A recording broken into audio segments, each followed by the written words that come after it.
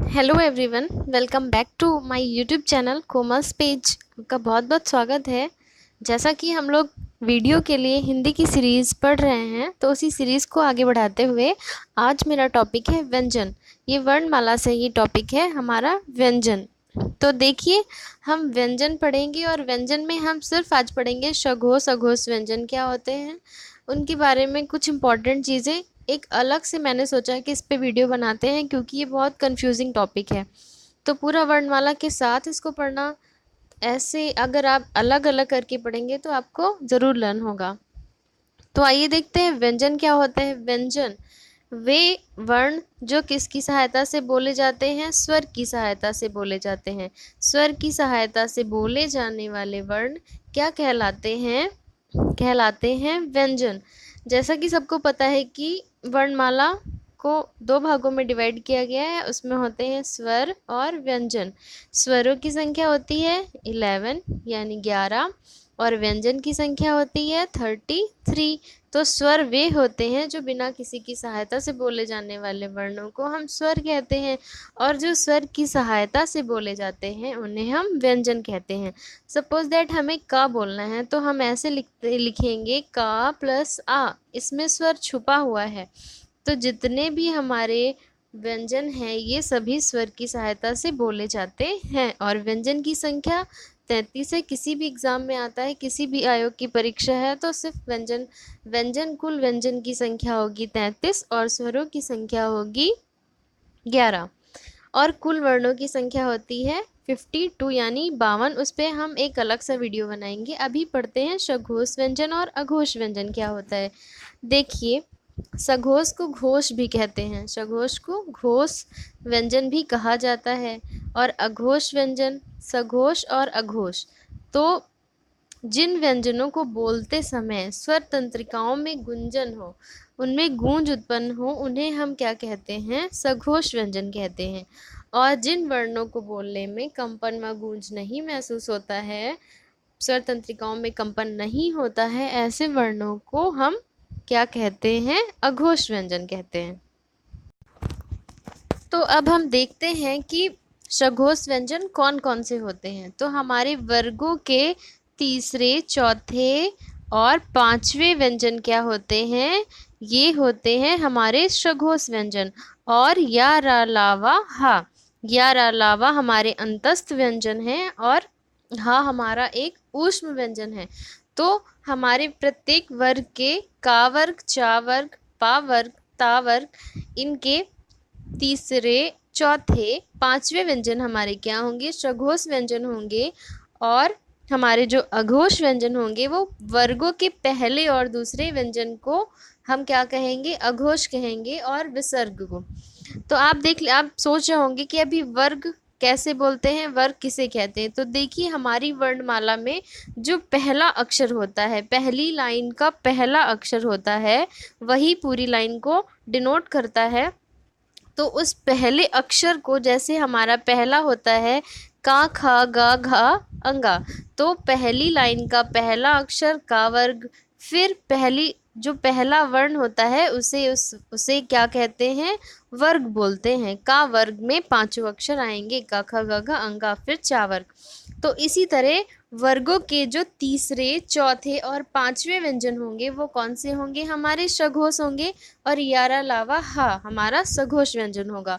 और अघोष व्यंजन हमारे वर्गों के पहले और दूसरे अक्षर हमारे कौन से होंगे?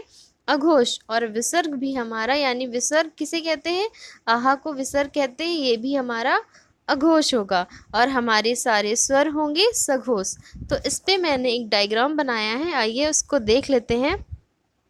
ये मैंने पूरी वर्णमाला लिखी हुई है, मैंने व्यंजन लिखे हैं ये वर्णमाला से। तो देखते हैं व्यंजन और स्वर के बारे में लिखा है मैंने। तो देखिए, इसको मैंने अलग अलग किया हुआ है। ये पहली और सेकंड लाइन है, ये थर्ड, फोर्थ और फिफ्थ लाइन है। तो देखिए, जो हमारा पहला और सेकंड लाइन है, का वर्ग, चा वर्ग, टा वर्ग, ता वर्ग और पा वर्ग, यहाँ तक देखिए आप। ये जो इधर वाले फर्स्ट और सेकंड है, ये हमारा होगा अघोष व्यंजन। ये क्या होगा? हमारा अघोष व्यंजन है। ये हमारा पहला और दूसरा, वर्गों के पहले और दूसरे अक्षर हमारे अघोष व्यंजन होते हैं। कौन से व्यंजन होते हैं? अघोष व्यंजन होते हैं। फिर उसके बाद देखते हैं हम, और हमारा शा, खा, शा, ये जो तीनों सा होते हैं, शा, ये खटकोण, शाखा और सा, ये तीनों सा ही हमारे क्या हैं? ये भी हमारे कौन से व्यंजन हैं? ये भी हमारे अघोष व्यंजन हैं। समझ गए होंगे, आई होप समझ में आ रहा होगा आप लोगों को। फिर आते हैं सघोष पे। थोड़ा सा मुश्किल है, लेकिन अगर आप इसको डायग्राम के थ्रू अपने इसको स्क्रीनशॉट करके एक दो बार लिखेंगे और इसको देखेंगे अच्छी तरीके से, तो बिल्कुल समझ में आएगा। फिर आते हैं हम सघोष व्यंजन पे। तो ये जो वर्गों के तीसरे, चौथे और पांचवें अक्षर हैं, और ये हमारे स्वर तीसरे पांचवें अक्षर यानी ग, घ, अंगा, जा, झा, इया, ढा, डा, ढा, अणा, दा, धा, ना, बा, भा, मा और यारा, लावा, यारा, लावा और हा। मैंने आपको बताया था ना, थर्ड, फोर्थ, फिफ्थ नंबर और यारा, लावा, हा, ये जो ग्रीन से हैं, ये जो ग्रीन से हैं, ये हमारे सघोष व्यंजन हैं। और यहाँ पे एक चीज़ और बता दे रहे हैं आपको, जो ये डा होता है और ये ढा होता है, इसके नीचे जो बिंदी रखी होती है, इन्हें द्विगुण व्यंजन कहते हैं।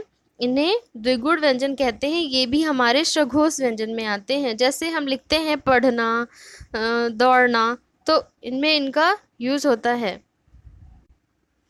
और हमारे तीनों सा, जो ये तीनों सा होते हैं, एक होता है हमारा दंत सा, शा, जैसे ये मैंने यहाँ पे लिखे शा, जस्ट अ मिनट, सा, एक ये इसको बोलते हैं हम लोग सरौता, सीटी वाला सा, खटकोड़, मगर ये रॉन्ग होता है व्याकरण की अगर हम पर्पस से देखें तो। ये हमारा है दंत सा, ये हमारा कौन सा है? ये हमारा दंत सा है। और ये कौन सा है? हमारा तालव्य सा है, हमारा तालव्य सा। और ये है हमारा मूर्धन्य सा। कौन सा सा है? ये मूर्धन्य सा। तो हमारे ये जो तीनों शा होंगे, ये भी हमारे अघोष व्यंजन होंगे। फिर उसके बाद ये जो मैंने सर्किल किया है यहाँ पे, मैंने ये छत्रंज्ञा लिखा है यहाँ पे, ये तो इसका मतलब है कि तो हमारे छत्रंज्ञा, तो हमारा छतरी वाला ये मिलकर बनता है का, और खटकोड़ वाले सा से मिलकर बनता है। फिर त्रा हमारा बनता है ता और रा से। फिर ज्ञा बनता है हमारा जा प्लस इया से। तो इसीलिए हम इनको संयुक्त व्यंजन कहते हैं, क्योंकि ये दो व्यंजन से मिलकर बनते हैं। फिर अगर हम वर्णमाला में देखें तो हमारे शा, ख, शा, ये जो तीनों शा होते हैं, इन्हें हम संघर्षी ऊष्म व्यंजन कहते हैं, क्योंकि ये रगड़ खाते हुए निकलते हैं। जब प्राणवायु निकलती है तो उसमें रगड़ उत्पन्न होती है अंदर से, तो इसीलिए इन्हें ये संघर्ष करते हुए ये व्यंजन मुख से बाहर आते हैं, तो इसीलिए इन्हें संघर्षी व्यंजन कहते हैं। और गर्म वायु निकलती है, इसलिए उन्हें ऊष्म व्यंजन भी कहते हैं। ऊष्म व्यंजन में शाखा, शा और हा भी आ जाता है। फिर अगर हम देखें हमारा पार्श्विक व्यंजन कौन सा होता है, तो पार्श्विक व्यंजन होता है हमारा ला। पार्श्विक व्यंजन होता है ला। फिर अगर हम लुंठित व्यंजन की बात करें तो वो होता है रा। उक्षिप्त व्यंजन या हमारा द्विगुण व्यंजन, उक्षिप्त व्यंजन हमारा या द्विगुण व्यंजन होता है। ये नीचे बिंदी लगा देते हैं जो डा और ढा में। फिर हमारे अंतस्थ व्यंजन होते हैं या, रा, ला, वा, हमारे अंतस्थ व्यंजन होते हैं। तो अब आइए इनकी थोड़ी सी डिफिनीशन समझ लेते हैं कि ये होते क्या हैं। अंतस्थ व्यंजन, संघर्षी, उक्षिप्त, लुंठित और पार्श्विक व्यंजन। तो देखिए, अंतस्थ व्यंजन वे व्यंजन होते हैं जो स्वर और व्यंजन के ठीक मध्य में स्थित होते हैं, और इनमें वायु का कम अवरोध होता है, और ये इनकी जो प्राणवायु होती है, इन अक्षरों को बोलने पे प्राणवायु अंदर से निकलती है, इसीलिए इन्हें अंतस्थ व्यंजन कहा जाता है। और ये स्वर और व्यंजन के ठीक मध्य में स्थित होने के कारण इन्हें अंतस्थ व्यंजन कहते हैं। यारा, लावा, यारा, लावा हमारे अंतस्थ व्यंजन है। सपोज दैट हमें लिखना है कुआं, कुआं में हम कुआं लिखेंगे, ये वा लिखेंगे या कुआं लिखेंगे। स्वर में इसे आ में लिखेंगे कुआं, या ऐसे लिखेंगे कुआं। तो हम इसको, ये गलत है, इसको कुआं ना लिखकर हम इसे स्वर वाला लिखते हैं कुआं। पूरा वा को पूरा आ मान लिया गया, तो इसे आधा व्यंजन ना मानकर हम क्या मान लेते हैं, पूरा स्वर मान लेते हैं। उसी तरह हमारा पढ़ाई, तो उसमें छोटी ई लास्ट में लिखते हैं, छोटी ई ही लिख देते हैं, पूरा व्यंजन के स्थान पर, इसीलिए ये स्वर और व्यंजन के मध्य में स्थित होने के कारण इन्हें अंतस्थ व्यंजन कहा जाता है। अब देखिए संघर्षी व्यंजन क्या होते हैं। संघर्षी व्यंजन वे व्यंजन होते हैं जब श्वास वायु मुख अवयवों से संघर्ष करते हुए बाहर निकले तो उन्हें संघर्षी व्यंजन कहते हैं। जो तीनों हमारे सा होते हैं, दंत सा, तालव्य सा और मूर्धन्य सा। दंत सा हमारा सरौता, शालव्यता शलजम वाला, खटकोण हमारा मूर्धन्य सा। तो हमारी ये तीनों सा संघर्षी ऊष्म व्यंजन होते हैं। फिर उसके बाद आते हैं हमारे उक्षिप्त व्यंजन। जीभ जब मूर्धा को स्पर्श करके वापस आए तो वो हमारा कौन सा व्यंजन होता है, उक्षिप्त व्यंजन होता है। उक्षिप्त व्यंजन हमारे कौन कौन से होते हैं, तो यहाँ पे मैंने लिखा है उक्षिप्त व्यंजन हमारे होते हैं डा और ढा में जब नीचे बिंदी लगा देते हैं इन्हें हम द्विगुण व्यंजन भी कहते हैं। इन्हें हम द्विगुण व्यंजन भी कहते हैं। ये हमारे उक्षिप्त व्यंजन हैं। सपोज दैट इसको कैसे यूज़ करते हैं, पढ़ना हम लिखते हैं तो नीचे बिंदी लगा देते हैं ढा में। तो आई होप आपको समझ में आया होगा। फिर हमारा बचा है लुंठित व्यंजन। हमारा लुंठित व्यंजन होता है रा। रा हमारा होता है लुंठित व्यंजन। लुंठित का मीन्स होता है लेटा हुआ, लुढ़का हुआ। जब हम इसको उच्चारण करते हैं तो हमारी जीभ बाईं ओर मुड़ जाती है, तो इसीलिए इसको बोलते हैं लुंठित व्यंजन। और इसे प्रकंपित व्यंजन भी कहते हैं। प्रकंपित व्यंजन क्योंकि इसका उच्चारण करते समय हमारी जो जीभ होती है इसमें कंपन उत्पन्न होता है, इसीलिए इसे प्रकंपित व्यंजन या लुंठित व्यंजन भी बोलते हैं। फिर उसके बाद आता है हमारा पार्श्विक व्यंजन। हमारा होता है ला।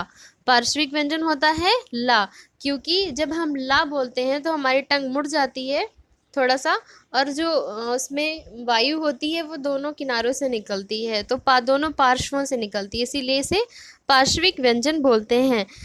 तो आई होप आपके लिए ये लेक्चर थोड़ा भी इम्पोर्टेंट रहा होगा। तो लाइक करें, इसे शेयर करें और कमेंट करके मुझे बताएं कि कैसा लगा, क्योंकि मुझे थोड़ा सा आइडिया मिलेगा कि नेक्स्ट टॉपिक कैसे पढ़ाना है। आप बता सकते हैं कि कैसे मैं अगला टॉपिक चूज़ करूं और कैसे मैं इसको अच्छे से आगे सीरीज़ बढ़ाऊं। तो वीडियो को लाइक करें, शेयर करें, सब्सक्राइब करें मेरा चैनल वीडियो एग्ज़ाम के लिए हिंदी की पूरी सीरीज़ पढ़ने के लिए। Thank you.